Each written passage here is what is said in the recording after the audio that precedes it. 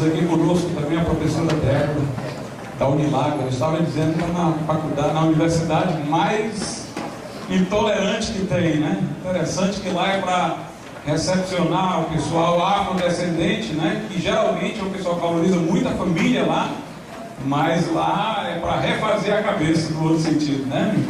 E eu conheci a irmã na década de 90, né? Lá pregando na primeira igreja batista nacional, Antônio Bezerra. É bom, irmãos, a gente ver tanta gente.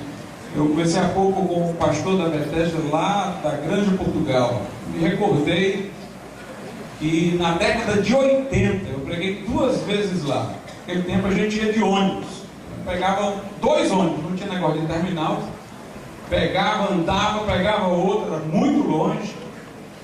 E eu lembro-me que o pastor na época, que não era ele, era outro pastor, ele disse assim para mim: pastor Glauco, eu vou sempre lhe convidar para vir pregar aqui. Toda vida que eu ia pregar lá, eu levava alguém. No ônibus eu ia evangelizando, eu descia e levava alguém comigo, que vinha do ônibus comigo, ou que eu pegava no meio do caminho, e a pessoa aceitava Jesus. Eu não me lembro exatamente do primeiro como é que foi, mas o segundo eu me lembro. Eu desci no primeiro ônibus e encontrei uma pessoa desconsolada. A pessoa era um mecânico. Ele tinha sido chamado para ajeitar um carro, estava todo sujo de graxa. Ajeitou o carro e o homem, em vez de pagar, disparou. Então o carro pegou e foi embora. E ele estava lá desanimado, e eu vi, eu disse: o que é que você tem? Qual é o seu problema? Isso entre um ônibus e outro. Aí ele disse: não, é porque aconteceu isso comigo. Então eu disse: eu estou indo para a igreja. Ele disse: eu quero ir com você. Aí me acompanhou para a igreja e aceitou Jesus como Salvador. Graças a Deus por isso. Estamos felizes também com a presença do pastor Ricardo, ali da igreja presbiteriana da Aldeota, outros que estão aqui presentes. A gente vai, na medida que for conhecendo, reconhecendo, apresentando, são todos bem-vindos entre nós. Meus irmãos, eu os convido agora, já sei que sentaram, mas para que mais uma vez fiquemos de pé, para orarmos, lermos a palavra do Senhor, e depois os irmãos sintam-se à vontade para assentarmos. Vamos orar. Soberano e altíssimo Deus, nosso Pai, nós te louvamos, nós te agradecemos, porque o Senhor é bom, é misericordioso, é longânimo, é poderoso nos seus feitos e atos.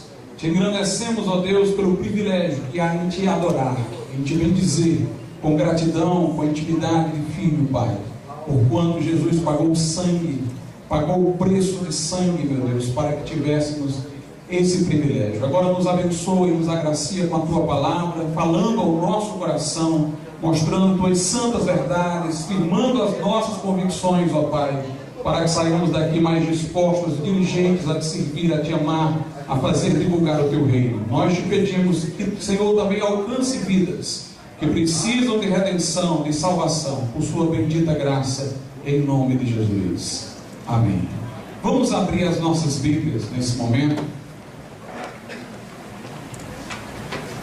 Na carta do apóstolo Paulo aos Romanos, no capítulo de número 8, aos Romanos 8, a partir do versículo 28.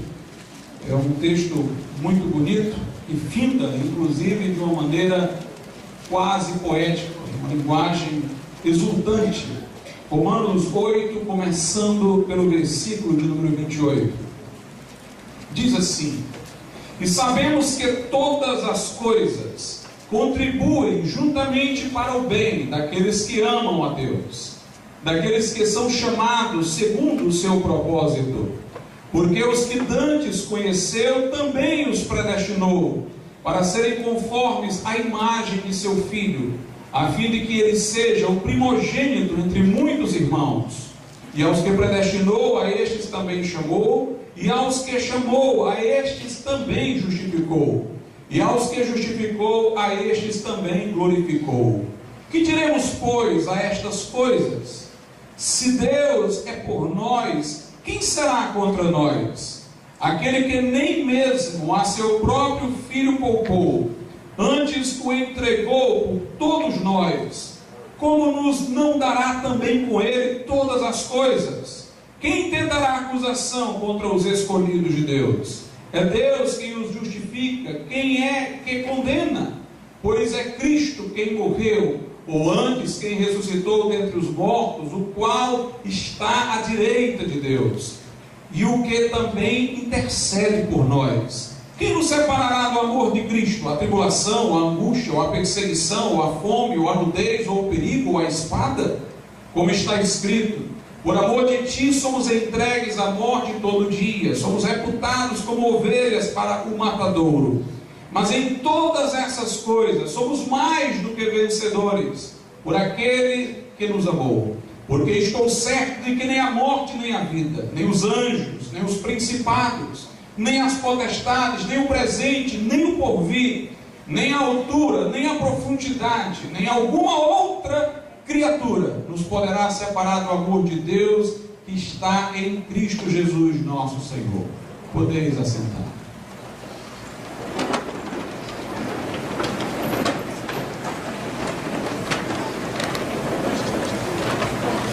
Uma das invenções mais extraordinárias do ser humano é o computador. O computador, ele tem não apenas peças, elementos maquinários, hardware, mas ele tem também informações, programas com informações, faz bancos de dados, e através do paradigma do computador, muitas coisas acerca do homem, da vida, da criação, passaram a ser cogitadas. Outras coisas já haviam sido inventadas, e obviamente elas dependiam de informação que estava na cabeça do homem, do inventor. Mas o computador, ele traz em si a informação, ele recepciona a informação, obviamente, nele colocada. E começaram a perceber, a partir da abertura de visão que o computador permitiu, que a vida também tinha um código de informação. Se nós formos observar o que existe em última instância, nós vamos encontrar alguma informação. O DNA, o código genético do ser humano, contém informação. Os elementos que o constituem não se diferenciam muito de um ser para o outro, mas a informação, a combinação que gera uma informação é que faz distinto um ser de outro, um ser humano de outro ser humano. Começou-se a descobrir no projeto Genoma que há uma linguagem da vida. A vida depende de um código de informação e, portanto, de uma linguagem. Passou-se a estudar a bioquímica a partir da teoria da informação. E nós, meus irmãos, percebemos então que deve haver um ser inteligente que se comunica, porque a informação é fruto de comunicação, de palavra. Mas os que estudavam a natureza no sentido mais amplo, o cosmos, os astrônomos em particular, já haviam também falado coisa parecida. Os cientistas da era moderna diziam que a linguagem do mundo era matemática e, portanto, percebiam na ordem do universo uma linguagem que se poderia traduzir em fórmula matemática. Então existe uma linguagem da vida, existe uma linguagem no cosmos, e logo deve haver um ser inteligente que se comunica, que transmite a informação e gera a ordem, e gera a vida, e gera todas essas coisas. E quando nós percebemos as pessoas falando isso em linguagem da vida, em linguagem matemática do mundo, estudando vida, ordem, universo, a partir de teoria da informação, nós nos lembramos da Bíblia. A Bíblia diz em Hebreus, capítulo de número 11, que nós pela fé acreditamos que Deus pela sua palavra criou os mundos. Então nós podemos observar que a Escritura já dizia que no berço de tudo que há, na origem de tudo que há, está uma informação. E a informação presume um ser inteligente, uma comunicação Essa comunicação é a palavra divina. Lá em Gênesis nós ouvimos que Deus, no início da criação, disse: haja luz. E houve luz. E houve luz. A Bíblia representa Jesus como o arquiteto da criação e o apresenta como o verbo.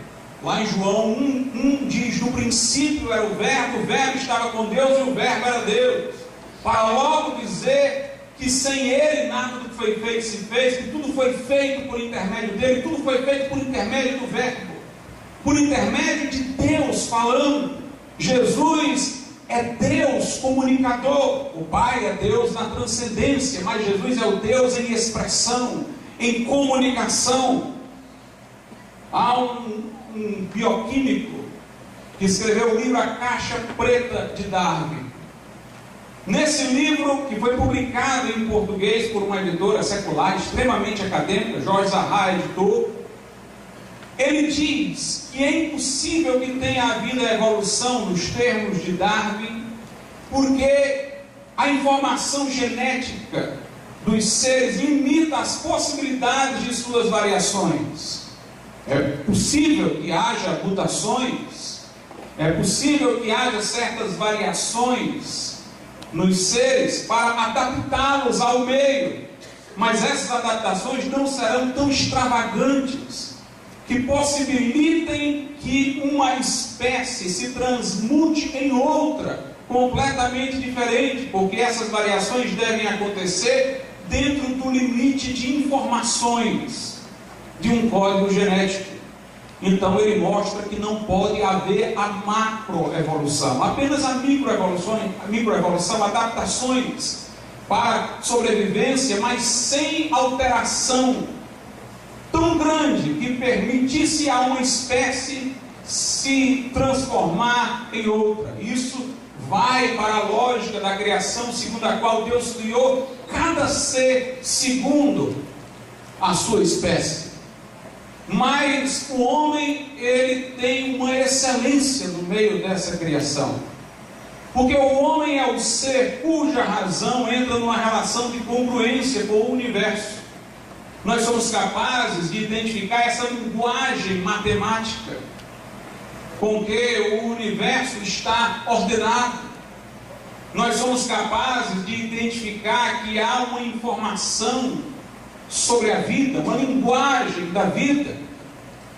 Isso mostra que Deus nos criou como destinatário da sua comunicação, como destinatários da sua palavra, não só da palavra revelada, mas da palavra que sustém e mantém a ordem criada. O Salmo 19 diz que os céus proclamam a glória de Deus e o firmamento anuncia o seu poder. Anuncia para quem? Proclama para quem? Proclama para nós. Por isso que Paulo diz em Romanos, capítulo de número 1, que os atributos de Deus, bem como o seu eterno poder e divindade, se revelam a nós nas coisas criadas, de modo que se os homens não creem, são inexcusáveis. A Bíblia diz que o que de Deus se pode conhecer neles, nos homens, se mostra, se dá a conhecer. Em João 1, a Bíblia diz que Jesus é a luz que alumia todo homem que vem ao mundo. Este verbo que sustenta o universo é que nos ilumina enquanto ser humano, dá-nos a racionalidade que permite perceber todas essas maravilhas, que permite ouvir o som da voz de Deus na ordem criada. Por isso que nós temos a possibilidade da ciência como seres humanos. Fomos criados eretos, diferentemente de muitos animais, com a possibilidade de erguer os olhos aos céus e contemplar a glória das coisas criadas. Portanto, o que a ciência diz está exatamente dentro da moldura da Bíblia. Nós até percebemos que ela está chegando atrasada naquilo que a Bíblia já nos assegurava, já nos certificava. O homem foi criado à imagem e semelhança de Deus, como coroa da criação de Deus, porque lhe foi dada a aptidão de perceber todas essas maravilhas. Quando a ciência moderna surgiu, Sua origem estava dentro de uma visão cristã do mundo. Deus criou todas as coisas, ordenou. Kepler dizia, quando descobria algo, acabei de pensar um pensamento de Deus. Algo que Deus pensou quando criou, eu agora pensei em retrospectiva. Mas, com o passar do tempo, foi surgindo o deísmo. O deísmo é uma concepção segundo a qual Deus criou todas as coisas, ordenou todas as coisas, mas já não mais interfere no curso dos acontecimentos. É como um ser que deu corda no relógio, mas agora deixa o relógio funcionar com a corda que lhe foi dada e não interfere. Então Deus estabeleceu leis para o universo e deixa o universo andar segundo essas leis. Não há milagres, não há resposta às orações. Deus não interfere no curso dos acontecimentos humanos. Eles reconheciam que Deus criara o mundo pela sua palavra. Reconheciam até, conforme Hebreus 1, que Deus sustenta todas as coisas pela palavra do seu poder. O que eles não aceitavam era o sobrenatural, o miraculoso, a intervenção de Deus.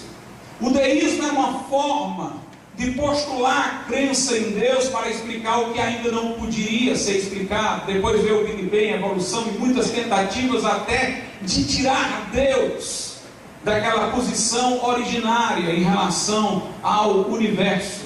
Mas o fato é que a visão de Deus do deísmo torna Deus irrelevante para o cotidiano, para a vida, para as nossas necessidades.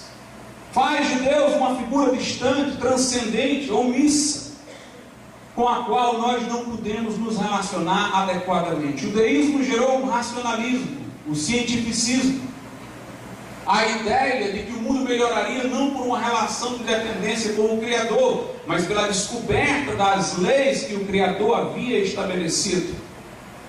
E aí surgiu, como disse eu, o racionalismo, o cientificismo e o naturalismo. O naturalismo é a concepção dominante dos meios naturalistas, das ciências naturais, segundo a qual este mundo é um sistema ordenado e fechado.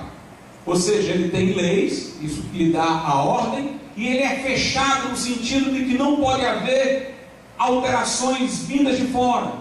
Não pode haver, portanto, milagre. Não pode haver, portanto, uma intervenção de Deus no curso dos acontecimentos. Mas nós defendemos, lá adiante falarei novamente sobre isso, que o universo é sim um sistema ordenado. Deus criou o mundo com ordem, com leis, através da sua palavra. Mas é um sistema ordenado aberto. Aberto à intervenção de Deus. Deus não está aprisionado à ordem que inicialmente Ele estabeleceu. Ele mantém-se soberano. Ele pode interferir no curso dos acontecimentos. E é tão verdade que o universo é um sistema ordenado, aberto, que C.S. Lewis dizia que ainda que nós até nem falássemos em Deus, falássemos apenas no homem, ainda diríamos que este universo, este mundo é um sistema ordenado, aberto à intervenção do homem. Porque o homem faz cultura, isto é, altera a natureza. E aqui nós temos o grande paradoxo do naturalismo, do qual ele não consegue escapar ou fugir. É que se tudo seguir leis mecânicas de causa e efeito, se nossa mente for o nosso cérebro, se não há alma, não há eternidade, não há nada disso, então todos os nossos pensamentos são reações físico-químicas em nosso cérebro.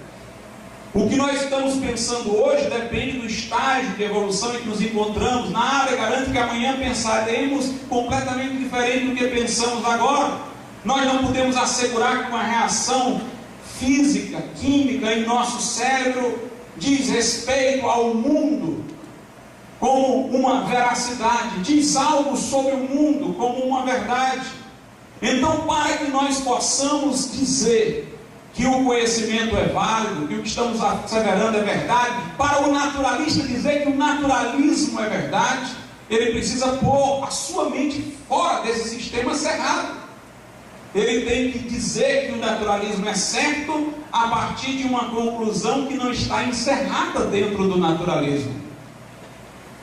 E C.S. Lewis diz, portanto, nossa mente não pode ser apenas fruto das relações que há neste mundo fechado, causal. Nossa mente veio de Deus. Há duas coisas que os cientistas não podem explicar adequadamente: é a passagem da matéria inorgânica para a matéria organizada, vital, com vida, e a passagem da inconsciência para a consciência.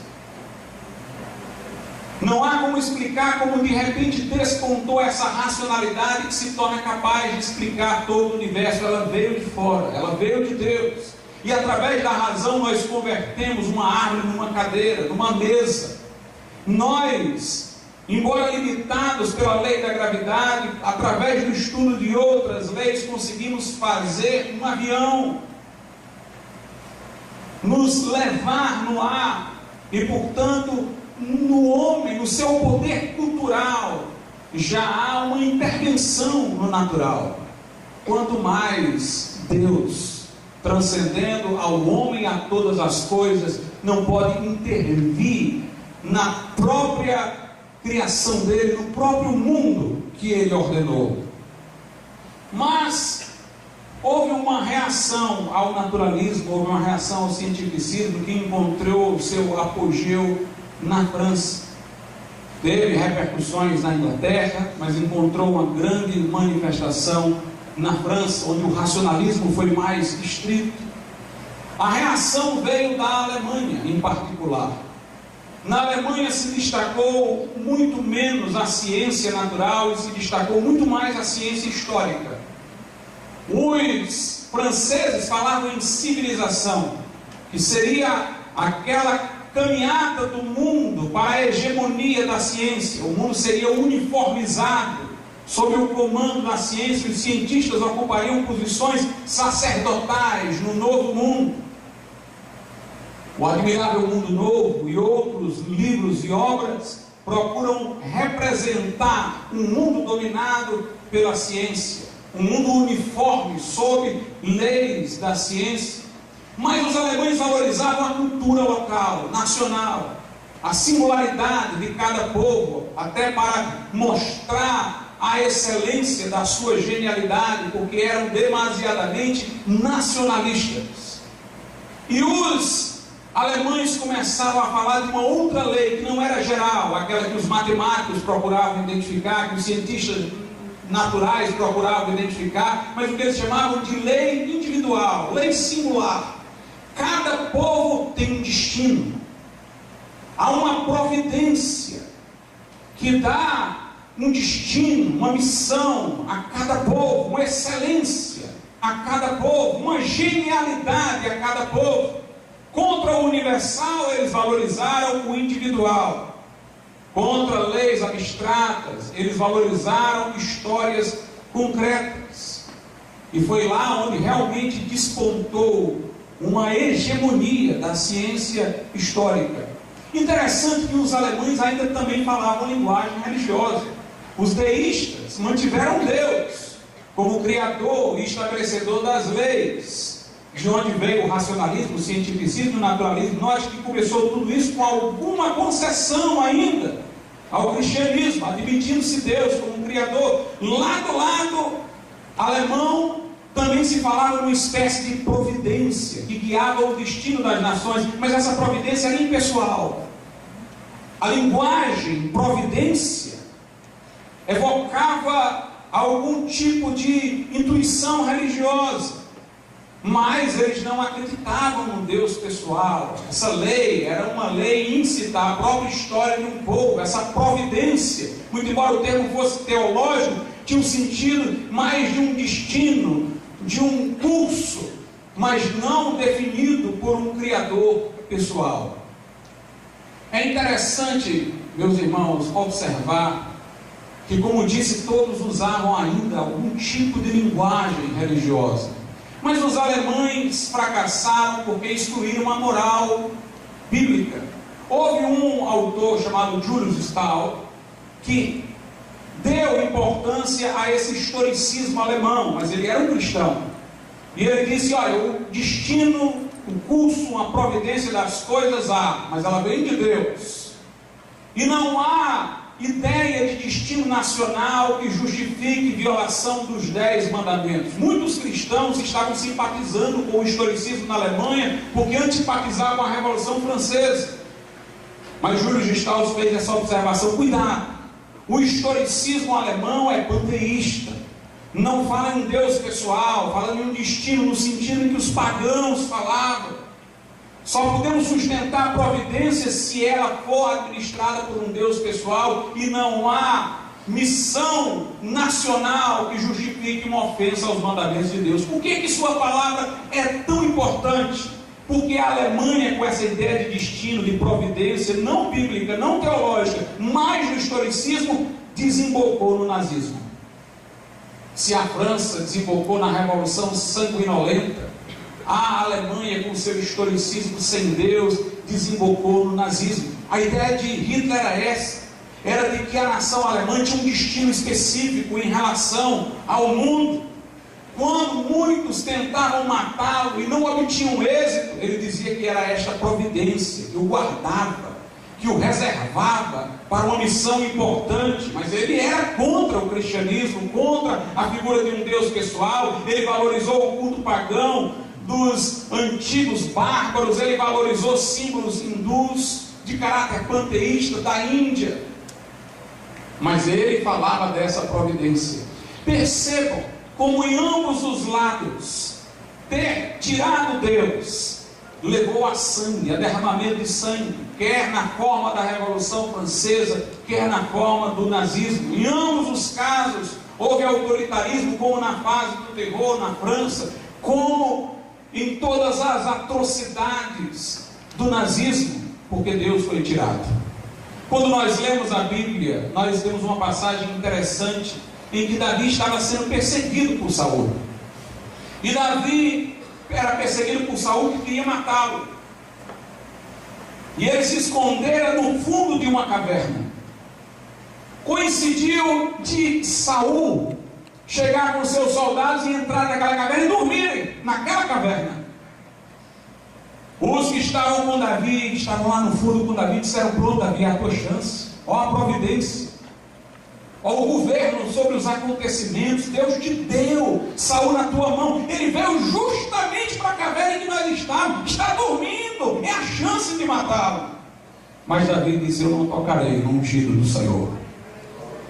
Note, Davi não se guiava só pela sua interpretação da providência. Ele acreditava que Deus, que guia as coisas pela providência, não viola os seus mandamentos, nem quer que violemos os seus mandamentos. O que faltou aos alemães foi isso: eles se entregaram a uma providência cega, amoral, e se entenderam como aqueles que tinham um destino especial, acima de qualquer padrão, acima de qualquer regra.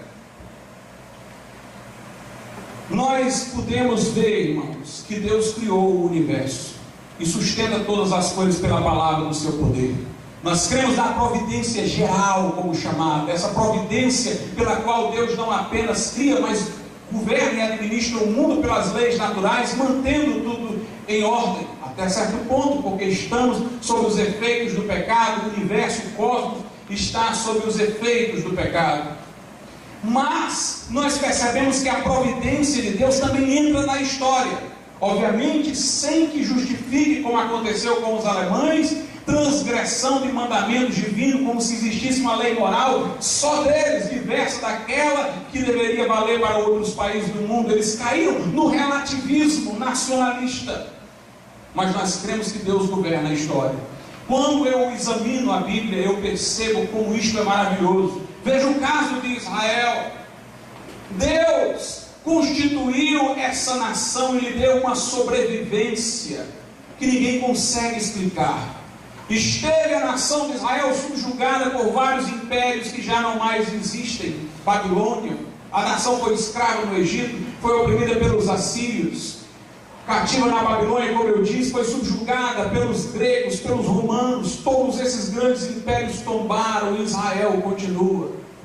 Interessante que nós vemos, irmãos, que o Deus da Bíblia não homenageia Israel de uma maneira que não lhe venha a punir por seus erros. Nós vemos que Deus garantiu a sobrevivência dessa nação e reserva um propósito especial ainda para ela, mas nós percebemos que ela esteve subjugada por esses reinos, em punição por seus pecados, ficou na Babilônia pelos anos que não deixou a terra descansar, conforme o mandamento de Deus, de que a terra deveria descansar de 7 em 7 anos, era o sábado da terra. Nós percebemos como eles foram espalhados, depois pelos romanos, porque recusaram a oferta do Evangelho, a oferta de Cristo. Eles têm sofrido, mas nós reconhecemos que Deus tem um plano e um propósito para essa nação. Como diz a Bíblia, isso em sua terra como povo e nação, é o que diz o profeta Isaías, assim aconteceu, e hoje esta nação é oprimida pelos seus adversários, conforme a Bíblia diz, até que se completem os tempos dos gentios. Mas a sobrevivência de Israel na história é um verdadeiro milagre. Quando Deus introduziu Israel na terra prometida, nós percebemos que Deus também não exalta Israel. Deus diz, não é porque vocês são bons, melhores, que eu vou dar a vitória a vocês, é porque os que estão lá são perversos. Muita gente critica a Bíblia porque diz que Deus foi a favor de Israel tomar uma terra que não lhe pertencia naquele momento. Mas para os irmãos terem uma ideia da misericórdia de Deus, Deus havia dito a Abraão que aquela terra seria de seus descendentes. Mas Deus disse que não iria dar de logo, porque estava esperando que a medida dos pecados deles chegasse no limite. Sabe quanto tempo passou depois que Deus disse isso para Abraão? Mais de 400 anos. Grande foi a paciência de Deus. Quando já não havia mais como suportar, diariamente os pais sacrificavam seus filhos a Moloque, recém-nascidos, punham a criança recém-nascida nos braços de uma divindade, uma figura oca, que tinha dentro dela carvão, fogo, e a criança era colocada nos braços daquela imagem e queimada e assada, e eles faziam isso cotidianamente. Quando não houve mais como Deus suportar, Deus introduziu lá a nação de Israel e disse que era por causa disso. Quando alguns dizem foi injusto, eu digo, me diga uma coisa, é justo que pais fiquem colocando recém-nascidos para queimar todos os dias e ninguém faça nada? Pois foi isso que Deus fez. Deus interferiu quando eles chegaram na medida dos seus pecados, introduziu Israel lá. Nós percebemos, irmãos, a providência de Deus, a chegada de Cristo. A Bíblia diz em Gálatas capítulo 4 que Jesus veio na plenitude dos tempos. Observe a história, Jesus tinha que vir naquele momento. A língua grega havia sido universalizada pelas conquistas de Alexandre Magno, portanto havia uma língua com que se poderia pregar o Evangelho em toda parte no direito romano e ser compreendido. O Império Romano construíra estradas, interligando todas aquelas cidades e povos, permitindo a viagem dos missionários. A filosofia estoica tornara-se hegemônica e na Roma, no Império Romano. Sêneca era estoico, Marco Aurélio, imperador, era estoico. O estoicismo falava num pensamento universal, enquanto que os deuses pagãos eram locais, o nacionalismo pairava. A filosofia estoica falava de uma cidade universal, de um direito natural, e portanto criava a infraestrutura mental para recepcionar a ideia de uma religião universal, de um Cristo que é Senhor, não desse povo, daquele outro, mas de todos os povos. Deus preparou de tal maneira, irmãos, que os cristãos conseguiram o que os filósofos gregos não conseguiram. Os filósofos gregos tinham uma elevada moral, mas não conseguiam passar isso para o seu povo, e os cristãos passaram essa moral para o mundo inteiro. Os judeus já tinham anos e anos de existência, liam as escrituras do Velho Testamento, mas a Bíblia só ficava entre eles. Chegaram os cristãos, e a Bíblia, a mesma Bíblia com o Velho Testamento judaico, está em todo o mundo, porque houve a mão da providência de Deus. Nós percebemos isso na Reforma Protestante. Deus preparou a Reforma, o espírito crítico que o renascentismo trouxe, permitiu que os dogmas da igreja não fossem mais tidos como infalíveis. A Renascença trouxe a ideia de volta às fontes, voltaram a Platão, Aristóteles, e voltaram aos originais da Bíblia. E Lourenço Valla, que foi um grande renascentista, nem evangélico era, viveu antes, até ele viu equívocos que levavam a falsas doutrinas na versão vulgata, latina da Bíblia. E depois as correções que ele fez possibilitaram a interpretação correta que levou à reforma, e até a própria Igreja Católica fez as correções ao longo do tempo que ele próprio sugeriu. Nós percebemos que os reis naquele momento estavam desestimulados com a igreja por causa das intervenções das políticas nacionais. Deus preparou todo o cenário para que a Bíblia pudesse ser traduzida. Houve a invenção da imprensa antes, que permitiu não apenas a difusão das teses de Lutero, mas a tradução da Bíblia que ele fez. Interessante que quando John Hus, que foi um precursor da reforma, foi condenado pelo Concílio de Constança à fogueira por estar pregando a mensagem que mais adiante Lutero pregaria, no caminho para a fogueira, ele foi humilhado. Ele levava na cabeça um chapéu cheio de ofensas, como se ele fosse Judas Iscariotes. Ele ia amarrado, deram-lhe um cálice para depois tirar, e próximo à fogueira alguém lhe disse, removendo o cálice de sua mão: tu não és digno do cálice do Senhor. E ele, indo para a fogueira, disse: te digo que hoje mesmo eu beberei lá no céu.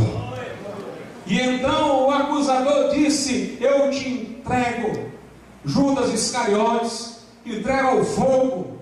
E ele olhou para o céu e disse: eu entrego a ti, Jesus, a alma que tu salvaste. E ele morreu cantando. Hus, na linguagem da sua nacionalidade, significava ganso. E antes de morrer ele disse: hoje morre o ganso, mas daqui a 100 anos Deus levantará um cisne que ninguém poderá queimar. 102 anos depois, Lutero estava fixando as teses na porta do castelo, da porta da igreja do castelo de Wittenberg. Quando perguntaram a Lutero sobre a profecia de Hus, ele disse: eu sou o cisne de que Hus falou. Deus tem governado, portanto, por sua providência, até mesmo o nazismo, irmãos. Se não tivesse havido nazismo, Israel não teria voltado para a sua terra. O mundo nunca gostou de judeu, mas se solidarizou com eles depois do Holocausto e permitiu isso a decisão da ONU para fazê-los voltar à sua terra. Talvez, se eles não tivessem voltado para lá, estavam sendo mortos paulatinamente e já teriam sido mortos em número muito maior do que no nazismo. Morreram muitos no nazismo de uma vez só, mas isso lhes permitiu a reconstrução nacional. E finalmente, aquilo que é mais importante na providência histórica é que o verbo que sustenta todas as coisas, o verbo pelo qual todas as coisas foram criadas, se fez carne e habitou entre nós. Jesus veio para buscar e salvar o que se havia perdido. Algumas pessoas dizem assim: pastor, se Jesus veio nos resgatar, dar a sua vida por nós naquela cruz, obviamente é porque havia um mundo caído, havia pecado. Por que Deus não destruía o mal, não destrói agora o mal, sem precisar de que Jesus tivesse vindo, ou mesmo agora que ele já veio, por que não destrói? Em primeiro lugar, irmãos, porque Deus estabeleceu que a alma que pecar, essa morrerá. Estabeleceu a sua lei, as consequências do pecado. Deus não se retrata de sua lei. Isso é que nos dá confiança de que Ele não se retrata de suas promessas. Se Deus pudesse se retratar de suas leis, eu não confiaria em suas promessas. Mas Ele é tão inflexível em sua lei que suas promessas merecem confiança. Mas Ele encontrou um meio de os nossos pecados serem pagos e compensados, de sua lei ser atendida e sua oferta de misericórdia nos chegar, enviando seu Filho para dar sua vida por nós, levando os nossos pecados naquela cruz e sangrando em nosso lugar, o justo pelos injustos, para levar-nos a Deus. Sendo homem, podia morrer por outros homens, sendo justo, pode morrer pelos injustos, e sendo Deus, poderia fazer uma obra de valor infinito, que a todos alcançasse em todas as épocas, em todas as gerações. E por que Deus não acaba agora com o mal? Porque Deus quer nos redimir do mal primeiro. Tinha um modo de Deus acabar com o mal agora, era destruindo a todos nós. Porque o mal está em nós. Sofonias diz isso, um dia isso vai acontecer, um dia a longanimidade de Deus vai terminar e Deus vai destruir o mal mesmo. Mas aí os homens que não tiverem sido redimidos serão destruídos por ele. Sofonias 1, versículos 2 e 3. Hei de consumir por completo tudo de sobre a terra, diz o Senhor. Consumirei os homens e os animais, consumirei as aves do céu e os peixes do mar, e os tropeços juntamente com os ímpios. Deus vai consumir os tropeços, que é o mal, mas juntamente com os ímpios. E exterminarei os homens de sobre a terra, diz o Senhor. Mas Deus, irmãos, quer nos redimir do mal, nos resgatar do mal, através de Jesus. Quer que mais pessoas se arrependam, é longânimo para com todos, não querendo que ninguém se perca, mas que todos venham ao arrependimento. Vai chegar a hora que o juiz vai destruir o mal, e aqueles que estiverem atrelados ao mal, irão junto. Mas agora Ele está dando tempo para que pessoas recebam Jesus e possam ser redimidas do mal. Há 3 palavras na Bíblia que falam do que Jesus fez. É a palavra propiciação, a palavra redenção e a palavra reconciliação. Propiciação é o que Jesus fez em relação a Deus. Ele aplacou a ira de Deus, satisfez a justiça de Deus, que estabelecia punição pelos nossos pecados. Redenção é o que Ele fez conosco. Ele nos resgatou de debaixo da condenação, de debaixo do juízo. Resgatar é o que significa redenção. E reconciliação é o que Ele fez em relação a nós e Deus. Nos reconciliou com Deus. Ele nos redimiu, Ele propiciou para Deus e Ele nos reconciliou com Deus. Ele fez a obra perfeita para a nossa salvação. Mas notemos que aí nós temos um grande milagre, a vinda de Jesus ao mundo. Jesus morreu e ressuscitou ao 3º dia. Sua ressurreição é prova de que Ele era tudo quanto disse ser e que fez naquela cruz tudo quanto disse fazer. Nós temos a ressurreição como um penhor da veracidade de Suas palavras e de Sua obra consumada na cruz. David Hume, que era um grande cético escocês, disse: se Jesus ressuscitou, por que nós não vemos isso acontecer? As coisas devem acontecer numa rotina, por que não acontece mais? Se é um milagre, por que não vemos mais esse milagre? Porque Jesus era singular. Se todos estivessem ressuscitando, Jesus também não seria especial. Mas Ele é o primogênito dentre os mortos. Ele é aquele que esteve morto e reviveu. Sua morte e ressurreição é garantia de nossa ressurreição, mas o fato até agora é singular com respeito a Ele, porque é a garantia de Suas declarações. Se tivesse acontecendo, então Ele não era nada do que estava dizendo, porque aconteceria com outros também. E nós temos, irmãos, como nos certificar da ressurreição de Jesus.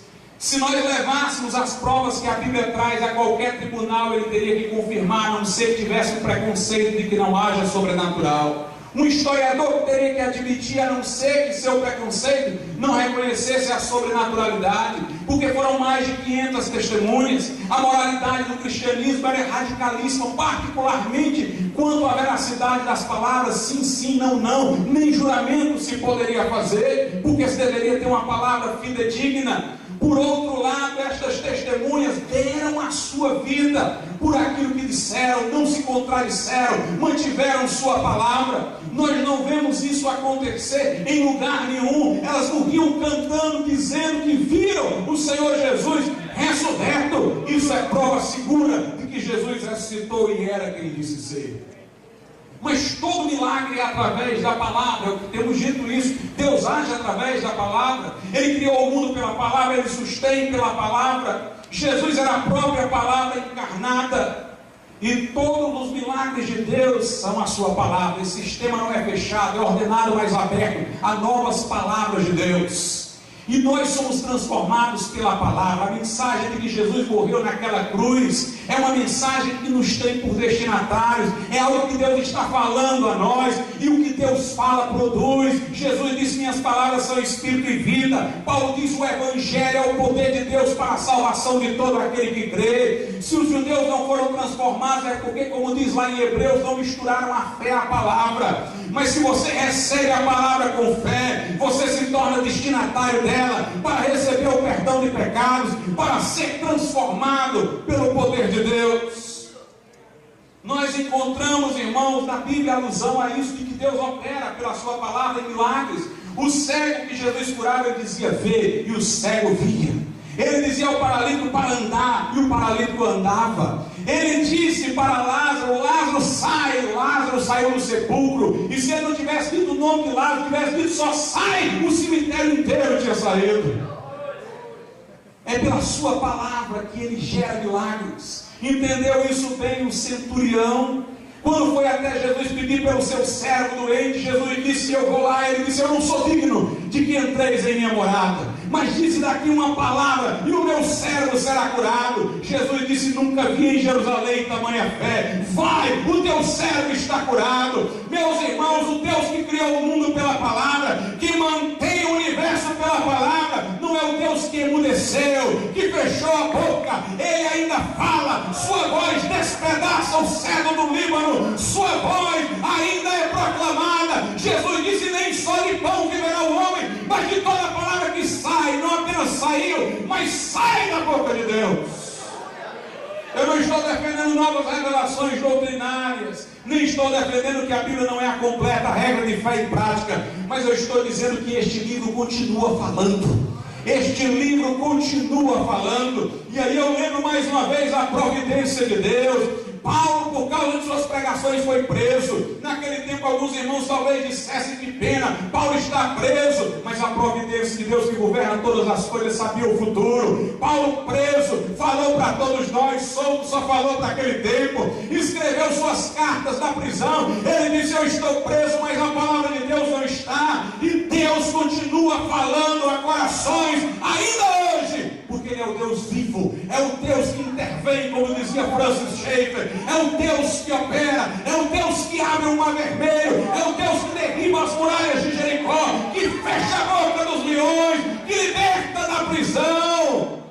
É o mesmo Deus de ontem, de hoje e de sempre. Somos regenerados pela palavra de Deus. A Bíblia diz lá na Epístola de Pedro, primeira Epístola, capítulo 1, a partir do verso de número 23. Sendo de novo gerados ou renascidos, não de semente corruptível, mas da incorruptível, pela palavra de Deus, viva e que permanece para sempre. Porque toda a carne é como a erva, e toda a glória do homem como a flor da erva. Secou-se a erva e caiu a sua flor, mas a palavra do Senhor permanece para sempre. E esta é a palavra que entre vós foi evangelizada. A palavra de Deus gera nova vida quando cremos nela, é que nos faz renascer. E aqui eu lembro as palavras de Martinho Lutero. Ele disse: o nosso Deus não gosta de aproveitar as coisas. Quando Ele criou do nada. E Ele disse: faça-se nada para que Ele crie uma nova vida em você. Admita o seu pecado, reconheça que você não tem nada a oferecer. Ele não quer aproveitar alguma coisa aí que tu tem, não, que o que tu tem não vale nada. Ele quer que tu te faças nada, para que Ele faça algo em tua vida. A providência de Deus alcança o universo e o mantém. A providência de Deus governa a história para o nosso bem, irmãos. Faraó foi levantado por Deus para que o seu nome fosse conhecido em toda a terra. Deus pegou um homem duro de coração e permitiu que ele chegasse ao trono, para que pudesse fazer sinais lá, para que o seu nome fosse conhecido em toda a terra. Todo o plano de Deus é para universalizar tanto quanto possível o conhecimento do Evangelho. Quando chegaram às portas da tenda prometida, Raabe já conhecia Deus pelo que ouvira falar do que Deus fizera no Egito, e já se abriu para se unir com o povo de Deus. Deus disse a Abraão: Em ti serão benditas todas as famílias da terra. Deus não escolheu Israel para que Israel se enclausurasse. Israel é que perdeu a visão de sua missão. O Salmo 96 diz a Israel: anunciai entre as nações as suas maravilhas, entre todos os povos, anunciai, anunciai. Era para esta nação ter feito isso, porque o plano de Deus é para o nosso bem.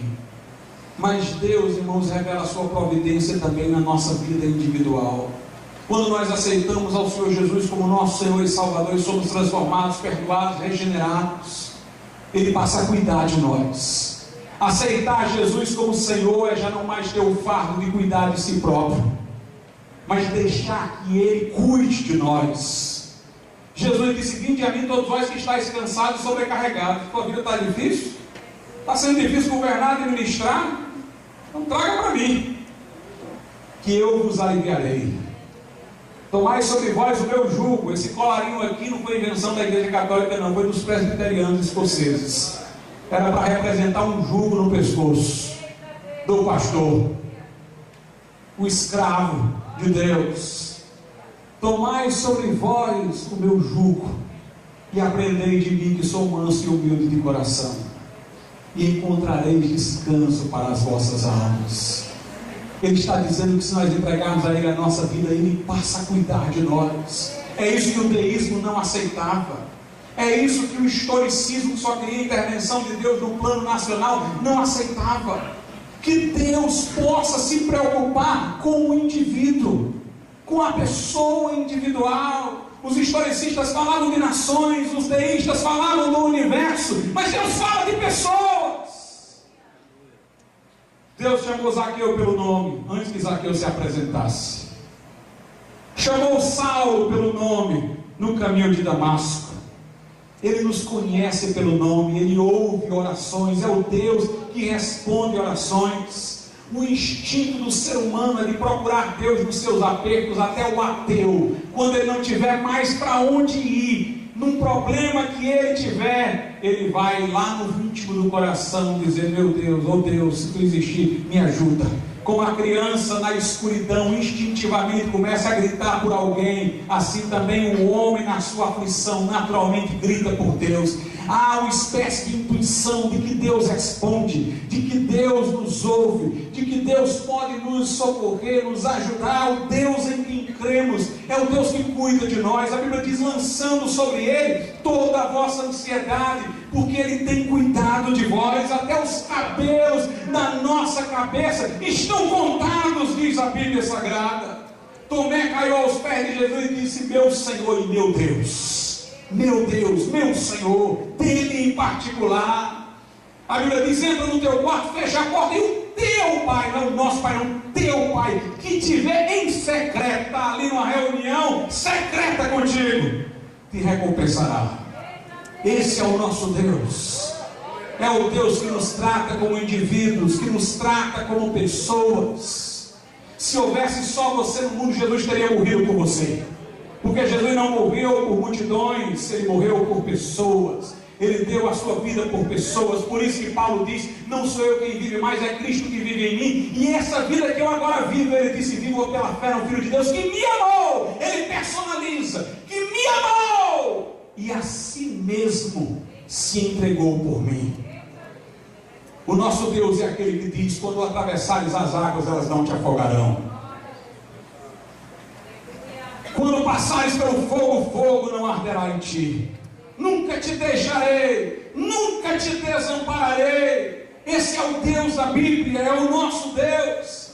Francis Schaeffer dizia o seguinte: ele dizia: os deuses do Oriente são infinitos e impessoais. É o panteísmo. Deuses infinitos, difusos, mas impessoais. Ele disse: os deuses do Ocidente, gregos, romanos, eles eram pessoais, igual a pessoas humanas, mas eram finitos. Mas o nosso Deus é infinito e pessoal.